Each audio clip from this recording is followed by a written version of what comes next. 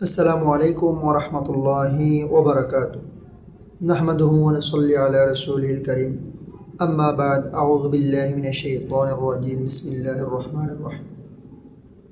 সম্মানিত দ্বীনী ভাই বোনেরা, সম্মানিত ভিউয়ার্স, আশা করি আপনারা সবাই ভালো আছেন। আলহামদুলিল্লাহ, আল্লাহর অশেষ মেহেরবানিতে, আল্লাহর দয়ায় আমি অনেক ভালো আছি। ভিউয়ার্স, আজকে নতুন আরেকটি ভিডিও নিয়ে আপনাদের মধ্যে হাজির হলাম।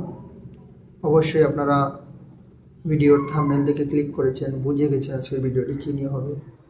আজকের ভিডিওটি হলো গুনাহ মাফের জন্য যেই দোয়া পাঠ করবেন, গুনাহ মাফ করানোর জন্য। ইনশাল্লাহ সেই দোয়াটি আজকে আপনাদেরকে জানিয়ে দেবো, শিখিয়ে দেবো। ভিউয়ার্স, আপনাদের কাছে একটাই অনুরোধ, যারা এখনও আমার চ্যানেলটি সাবস্ক্রাইব করেননি, আমার চ্যানেলটি সাবস্ক্রাইব করে সঙ্গেই থাকবেন। তো চলুন আমরা দোয়াটি জেনে নিই। সেই দোয়াটি হলো, রাসূলুল্লাহ সাল্লাল্লাহু আলাইহি ওয়াসাল্লাম বলেন, যে ব্যক্তি এই দোয়াটি পড়বে, অর্থাৎ এই দোয়াটি পাঠ করবে, আল্লাহ তাকে মাফ করে দিবেন, যদিও সে যুদ্ধক্ষেত্রেও থেকে পলায়নকারী হয়, রাসূল আকরাম সাল্লাল্লাহু আলাইহি ওয়াসাল্লাম বলেন, এই দোয়াটি পাঠ করলে আল্লাহ পাক রব্বুল আলামিন ওই ব্যক্তিকে মাফ করে দিবেন।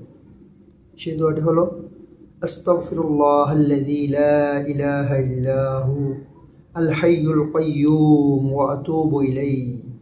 আস্তাগফিরুল্লাহাল্লাযী লা ইলাহা ইল্লা হু আল হাইয়ুল কাইয়্যুম ওয়া আতুবু ইলাইহি। এই দোয়াটি পাঠ করলে আল্লাহ পাক রব্বুল আলামিন আমাদের গুনাহগুলো আল্লাহ পাক রব্বুল আলামিন মাফ করে দেবেন। রাসূল আকরাম সাল্লাল্লাহু আলাইহি ওয়াসাল্লাম বলেছেন, এই দোয়ার অর্থ হলো, আমি আল্লাহর নিকট ক্ষমা চাই, যিনি ছাড়া আর কোনো সত্য মাবুদ নেই, তিনি চিরস্থায়ী সর্বসত্তার ধারক, আর আমি তারই নিকট তওবা করছি, অর্থাৎ আমি তার নিকট মাফ চাচ্ছি, তওবা করছি। এই দোয়াটি হাদিস শরীফের মধ্যে এসেছে।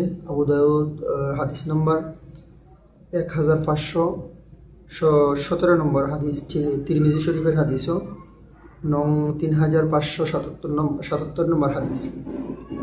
ভিউয়ার্স, এই দোয়াটি, তসবিহটি, অর্থাৎ আস্তাগফিরুল্লাহাল্লাযী লা ইলাহা ইল্লা হু আল হাইয়ুল কাইয়্যুম ওয়া আতুবু ইলাইহি, এই দোয়াটি পাঠ করার চেষ্টা করবেন এবং শিখে নেবেন। এই দোয়াটি পাঠ করার চেষ্টা করবেন, ইনশাআল্লাহ আল্লাহ পাক রব্বুল আলামিন আপনার আমার গুনাহগুলো মাফ করে দিবেন। ভিউয়ার্স, আজকের ভিডিওটি এই পর্যন্তই। ইনশাআল্লাহ দেখা হবে পরবর্তী ভিডিওতে। সেই পর্যন্ত ভালো থাকুন, সুস্থ থাকুন।